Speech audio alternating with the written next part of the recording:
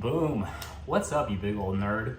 So I figured with your schedule and everything that you have going on, it would be so beneficial for me to just make this starting intro video that I can send to you so you can use this, get going, and start to practice some of these things and just not have my personal instruction there.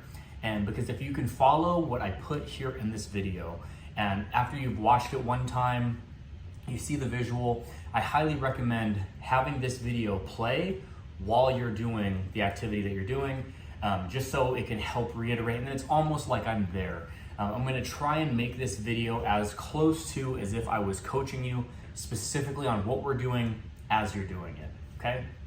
And then with this, any feedback, shoot me any questions, anything you'd like to see added, what you think about it, because this is what I'm going to be doing and pushing for into my YouTube channel, is creating stuff like this.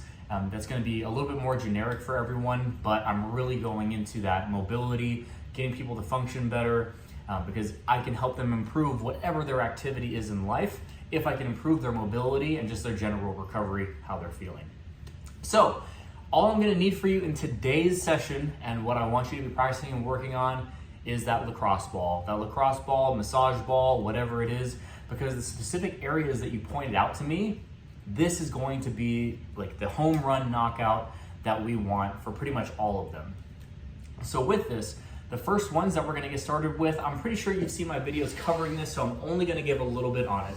And that is gonna be the calves, because believe it or not, the calves are connected to our traps, the myofascial lines, and so when we have tension here, that helps to build into the tension that we have up into our traps. So take your lacrosse ball, and now with this, we want to make sure that we start in the middle of the muscle belly. So a lot of the time we can feel that pain down here by the ankle, and we'll start to massage here and be like, oh yeah, that feels great. But that's just working on the tendon. We want to make sure that we're getting all the way up into the meaty portion of it and getting right through here and working that flossing technique. Now, I'm going to repeat this in the video constantly, and it's going to be what I harp on the most. The most important part of foam rolling and doing any of these techniques, no matter what the technique is the flossing portion. That is where we are applying pressure onto a knot. So we search, we find, ooh, I got a good knot there. And then while holding as much pressure as we can stay relaxed with, we force that muscle to go through its entire range of motion. So we're pointing our foot as far as we possibly can, we're reaching our toes back as far as we possibly can, and we're really trying to get that stretch here, because this is what's actually breaking apart the fascia and getting that full range of motion in that area. So now what you're gonna do is when you find a spot, hold there. 1, 2, 3, 4, and 5. Taking your time, and then go ahead and search around, and you're gonna look for another knot, either to the inside or the outside of the calf. You are looking for that pain. You are looking specifically for that pain. So once you find it, boom, back, boom, forward, boom, back, and then we search again for another spot. The whole while, and I know this is gonna be there for you, is having to do that deep inhale, exhale, especially when you're on a tight bound up spot. What we do with that other leg, we can cross over, and it helps apply more tension so we don't have to press ourselves up into it, even though we can. We're always applying as much pressure as we can.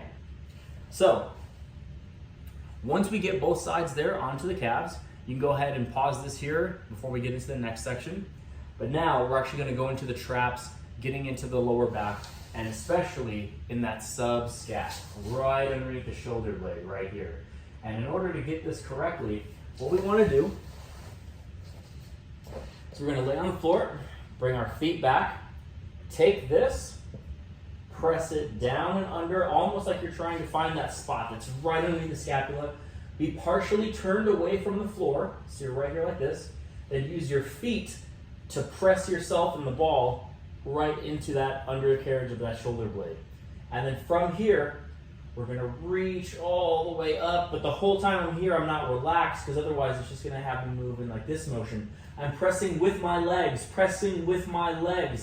into the ball the whole time as I reach back, and then going forward.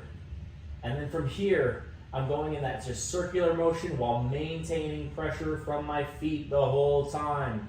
I want to stay relaxed. Deep breaths. Inhale. Exhale. And you're going to feel a whole bunch of Rice Krispies and everything snap, crackle, and popping right through there. Then, after you get that, you're going to rotate. So if we're aiming here at this direction, now we're going to try and square up our shoulder blades. So that other shoulder blade is going to come off the ground. You can press that elbow down into the ground for support. This right arm coming up, reaching back. Relax that neck back. And just going into that front and back. Front, or up and down. So then from here, a couple different things that you can do. You can go lower, down towards the lat, and if you've been doing a lot of back work, this especially, so as you start to move it further down, getting towards that lat, you're going to feel that same tension. And with here, you can kind of just chicken wing it. Sending it forward, bringing it back. You're trying to essentially hold that pressure pointed area and then moving your shoulder all the way through all the different ranges of motion. Everything that you might need to do, whether it's abduction, adduction, all of it, just bringing it around.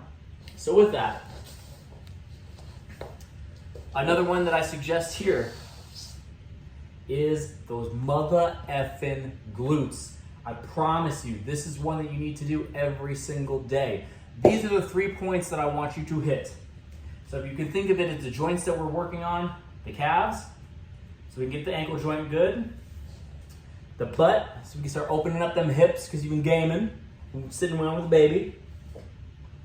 And then last up here in the shoulders, both sides. But here with the glutes, take that lacrosse ball right in your butt. Oh, this is gonna feel so good for me because all the leg days today.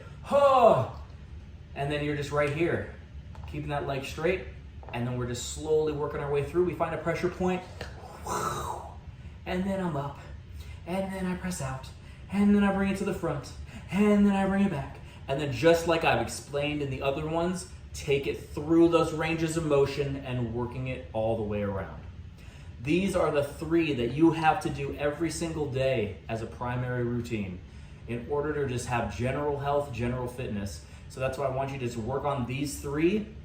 Commit to doing these 3 every day. At least minimum 15 minutes, 5 minutes for every single part, 5 minutes for calves, 5 minutes for the glutes, 5 minutes for the traps and shoulders. 2.5 minutes on each side. All right, that's everything. I'm gonna go ahead and upload this. I will send you the private link. Check it out. Let me know what you think. And I'll see you next time.